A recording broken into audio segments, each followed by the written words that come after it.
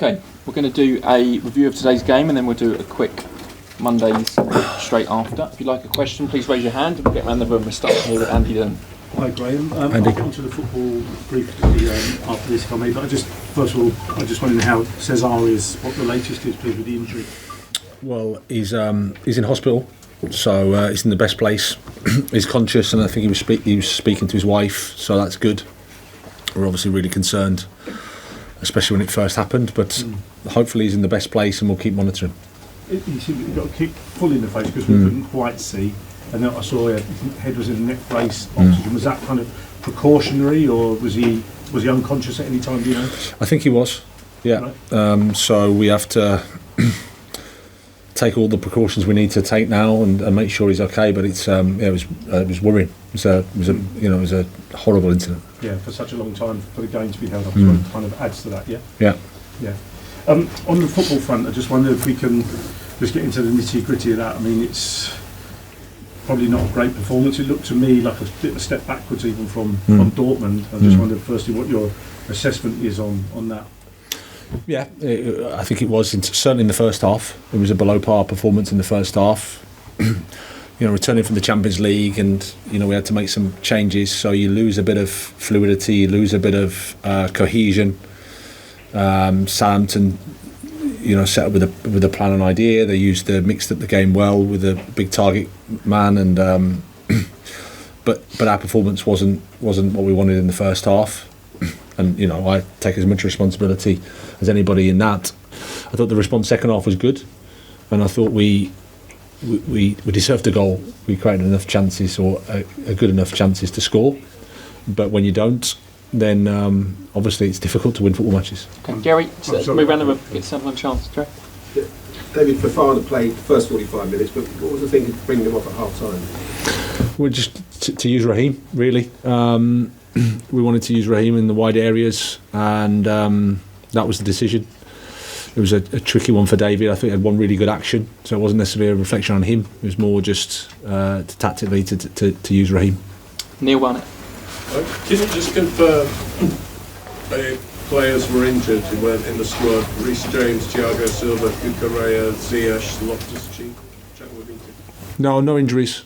No injuries. More just the turnaround of the games and the demand of the games, considering a few of them injuries-wise previously, and certainly with Reece, 2 90s, which is more than we expected at the start of the week. So it was just a case of managing the load and managing the squad. Anybody? Right, it's only a short walk between the press box and here, but I got approached by 2 Chelsea fans on my way to here. Negative feedback. One said you had to go. The other said you're the worst manager in this club's history. How would you respond to that kind of criticism, and what would you say to fans like that?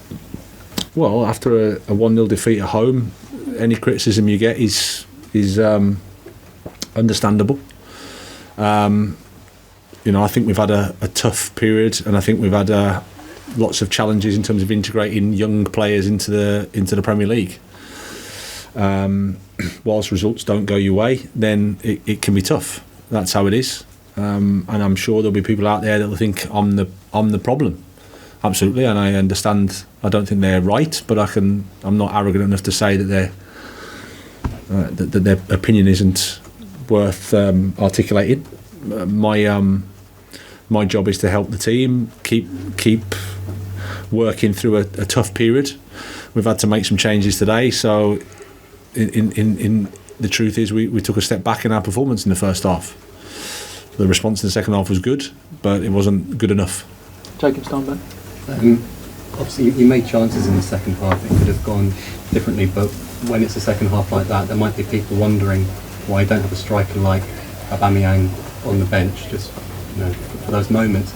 I mean, you've said that he's shown a great attitude, trained well since being left out of the Champions League squad. So what is it that he's not doing to get involved on a day like this when you make so many changes? What's he have to do?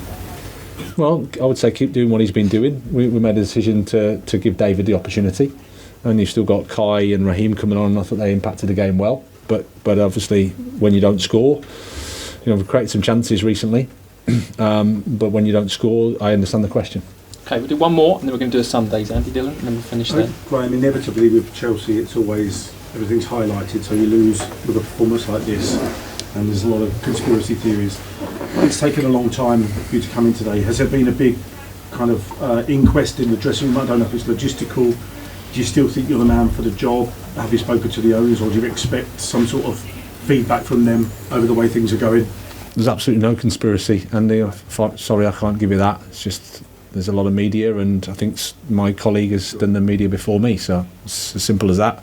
I always come in and speak to you guys. I understand the questions, and I'm not going to, when we've lost 1-0 at home to Southampton, with the greatest respect to them, it isn't good enough because of the results we've had recently. Absolutely, like I said, first half is as much my responsibility as anybody's. So the performance wasn't good.